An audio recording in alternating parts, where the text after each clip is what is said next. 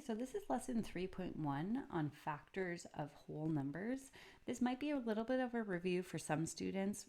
This was covered back in grade 8, and if you're from a different country, you may have done this before as well. So I just want to go over some key terms, and then we're going to practice doing something called prime factorization today. Okay, so a factor. You can see it's highlighted in yellow here. So a factor of a number is something that divides into that number evenly. So for example, factors of the number 9 would be 1, 3, and 9. Those all divide into 9 evenly. But for example, 4 would not be a factor of 9 since 9 can't be divided by 4 and get a whole number back.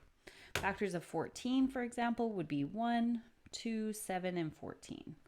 5, for example, would not be a factor of 14 because if I try and divide 14 by 5, I don't get an even number. Okay. The greatest common factor, GCF, between two numbers is the largest factor that they both have in common. So, for example, if I look at the numbers 8 and 12 and I list out all their factors, I see that the largest one that they both have in common is 4. So the GCF, we'd say GCF for short, of 8 and 12 would be 4. Okay, so we're going to practice both of these skills, finding all the different factors and then also finding the greatest common factor. Okay, so first thing we're going to practice is the prime factorization.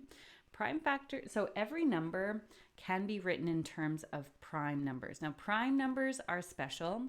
We didn't define those here, but I'll write it here. Prime number. The only factors of a prime number are itself and 1. So it has no other factors. So for example, 7 would be a prime number. So the prime numbers are 2, 3, 5, 7. 9 is not a prime number because it has 3 as a factor.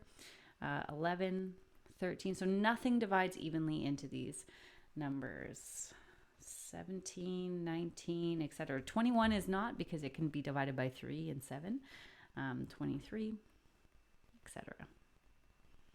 So they only can be divided by 1 in itself. So every number can actually be written as a product of prime numbers. So let's look at the number 294 that's already shown for us there.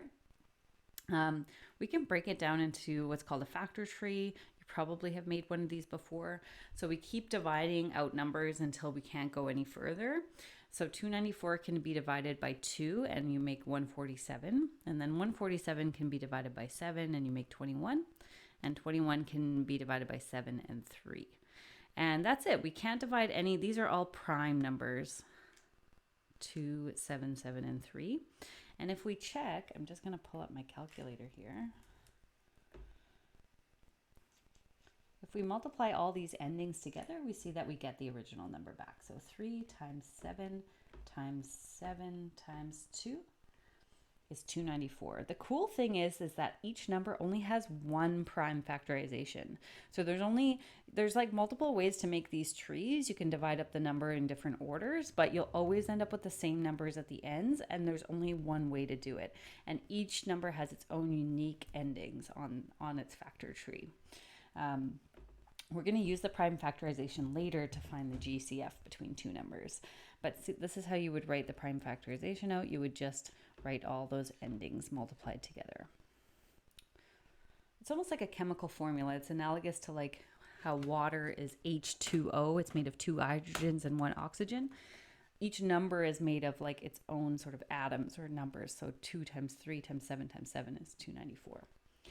Okay, 575. We can make a factor tree here. So let's start by dividing by 5. If I see number ends in 5, we know that we can divide by it. And you can just use your calculator or you can do it with mental math. 115. Now I can't go any further with 5, so I'm going to circle it.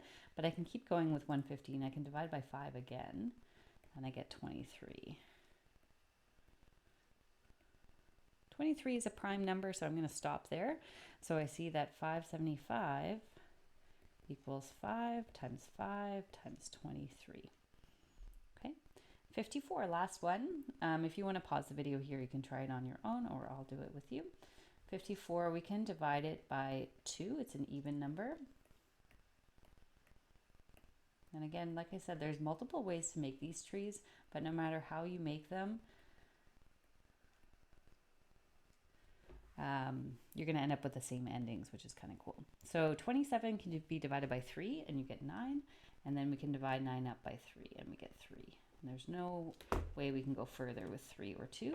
So, oops, 54 equals 2 times 3 times 3 times 3. Okay, so that's called the prime factorization. Is essentially make the factor tree and see what each number is made out of. Okay, so now we're going to look and see how we can use the greatest common, or these factor trees, to find the greatest common factor, the GCF, between two numbers. So let's have a look here at these two factor trees. I'm going to get my highlighter out. Okay, so we made a factor tree already for you for the number 36 and the number 24. I'm going to highlight everything, all the endings that are in common between both. So 36 has a 2 and 24 has a 2. 36 has another 2, 24 has another 2. 36 has a 3, 24 has a 3. And then the last two numbers here don't match, so I'm not going to highlight them. But that they have 2 2s and a 3 in common in their endings. So that's what their GCF is. Their greatest common factor would be 2 2s and a 3. 2 times 2 times 3 would be 12. The largest number that divides into both of those would be 12. So that's kind of the easiest way to find what the greatest common factor, if you don't have a calculator that has the greatest common factor button, that's the easiest way to find it. Okay, so let's do another practice here. We're going to make two factor trees, 28 and 154.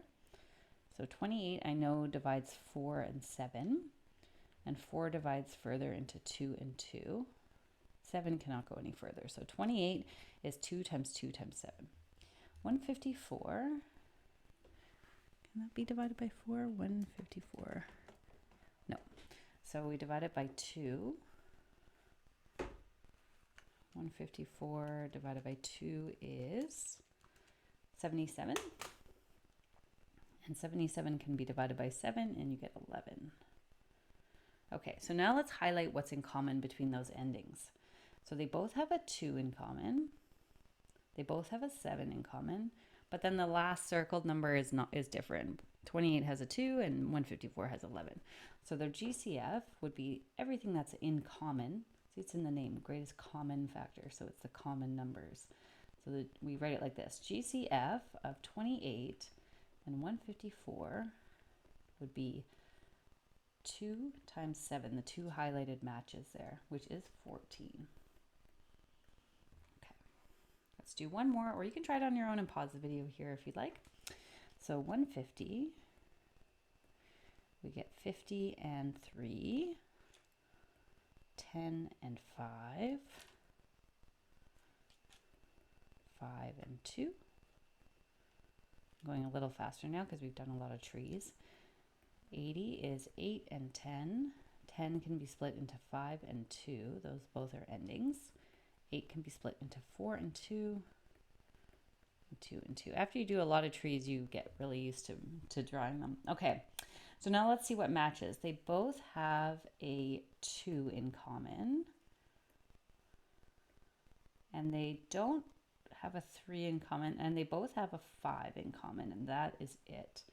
So the GCF would be 2 times 5, or 10.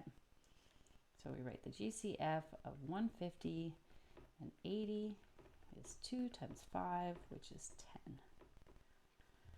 Okay, so that's it. So that's the greatest common factor. You make two trees and then see what's in common between both numbers. Okay, and that is the end of the lesson.